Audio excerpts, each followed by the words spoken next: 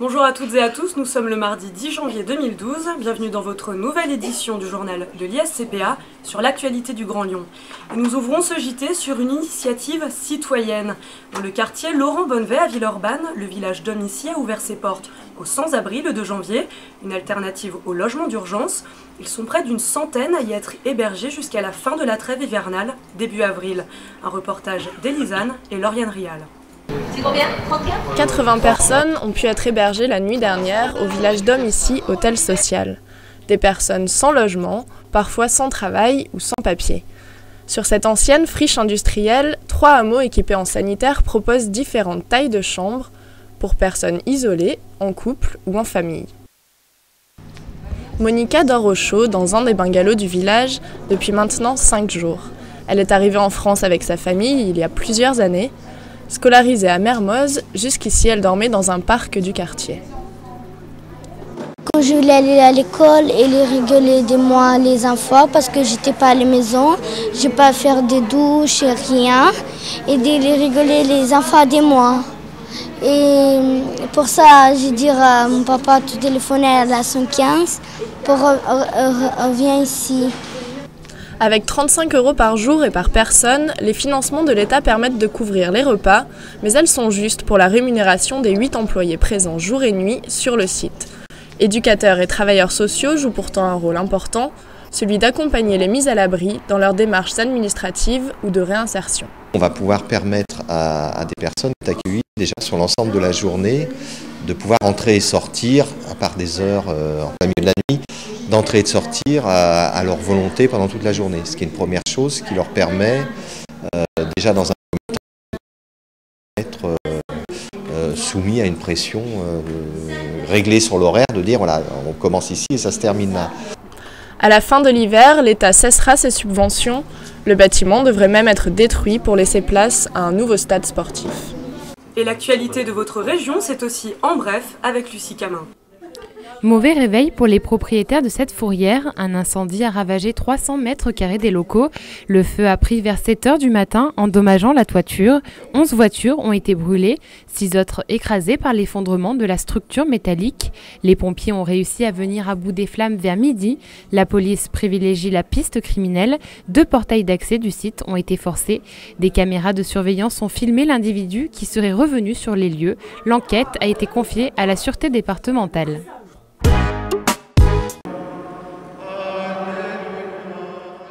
Un hommage pour une grande personnalité lyonnaise. La salle était comble ce matin à Lyon pour les obsèques de Charles Delphante. Cette grande figure de l'urbanisme s'est éteint jeudi dernier à l'âge de 85 ans. C'est à lui que l'on doit le centre de la Part-Dieu. En 1962, il devient directeur de l'atelier d'urbanisme de la ville de Lyon. Il est à l'origine de ce qui deviendra le 2e quartier d'affaires de France, pour lequel il travaillera jusqu'en 1975. Mais le centre culturel dont rêvait Charles Delphante se limitera à un centre commercial. Il écrira à ce propos un livre sorti en 2009, La Part-Dieu, le succès d'un échec. Villeurbanne, parmi les villes les plus importantes de France, elle se place à la 20e position avec 144 750 habitants, devant Limoges ou Aix-en-Provence. En 10 ans, l'agglomération a vu sa population augmenter 2 fois plus vite que la moyenne par rapport aux autres grandes villes françaises. Les données publiées par l'INSEE fin 2011 témoignent du développement du Grand Est lyonnais, une fierté pour le maire Jean-Paul Brett. Notre ville prend une responsabilité, celle d'être le cœur d'une métropole dont l'avenir se joue à l'Est. Fin de citation. Fermier, un métier qui peut sembler commun mais qui ne l'est pas à Lyon. En effet, Louis-Pierre Perrault est le dernier à exercer cette activité dans la capitale des Gones. Sa ferme prospère dans les hauteurs du 9e arrondissement. Un portrait de Zora Ben-Miloud et Clément Delcourt. Oh, ce matin. Chaque matin, c'est le même rituel pour Louis-Pierre Perrault. Il nourrit ses animaux avant de cueillir ses fruits. Ce cinquantenaire travaille depuis l'âge de 10 ans dans cette ferme où il a vu le jour. C'est à 20 ans qu'il est devenu chef d'exploitation.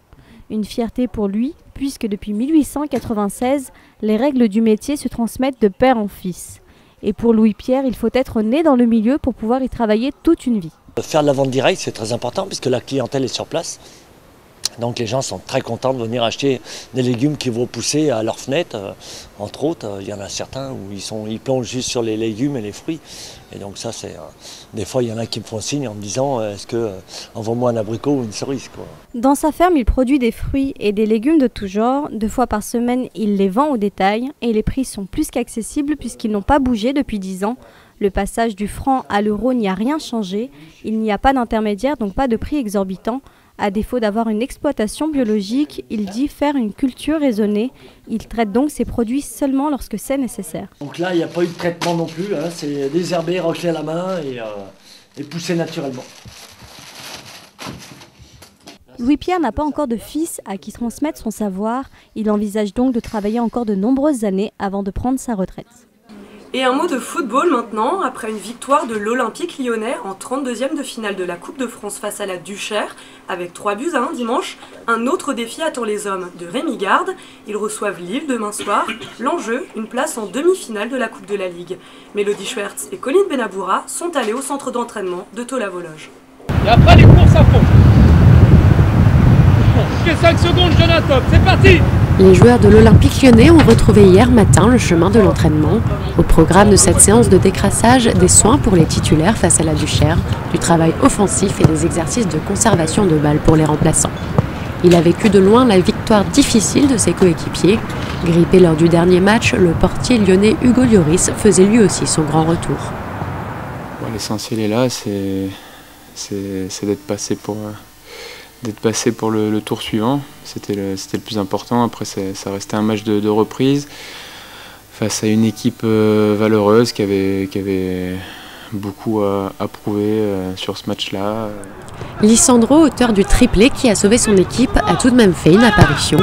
Rémi Garde le sait, demain face à Lille, il ne pourra pas compter que sur le talent de son buteur argentin.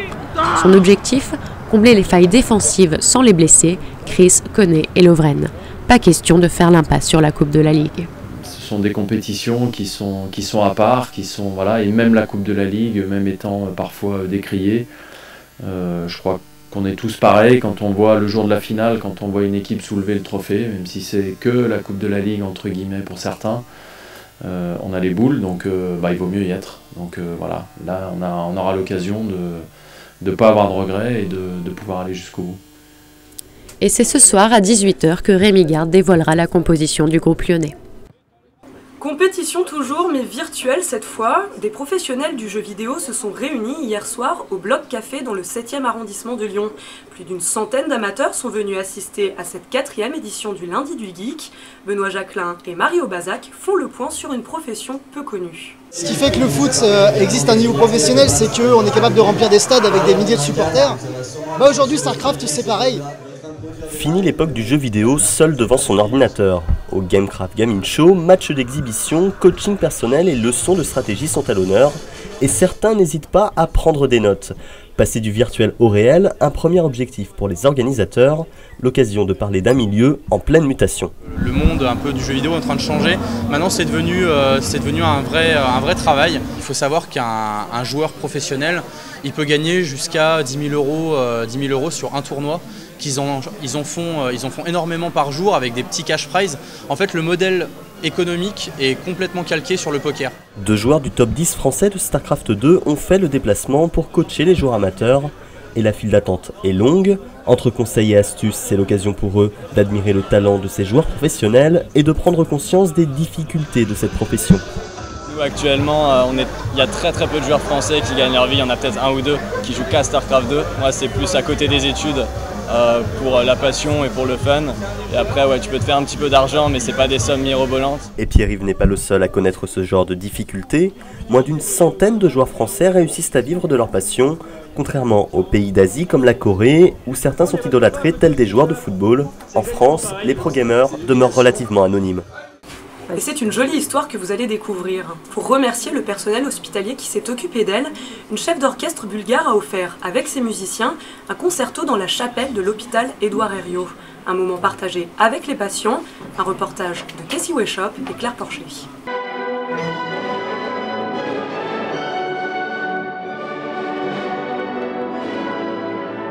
C'était un concert que j'ai voulu faire pour les malades, pour un tout petit peu les sortir de leur souffrance et je dirais surtout de leur isolement parce que quand on est malade, on est isolé de la vie d'extérieur, de dehors.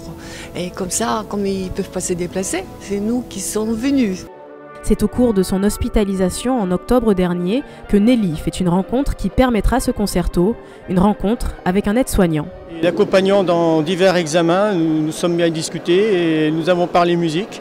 Ayant tous les deux une passion pour la musique, elle pour les instruments, l'orchestre et moi pour le chant. Donc c'est comme cela qu'il s'est lié une amitié par le biais de la musique.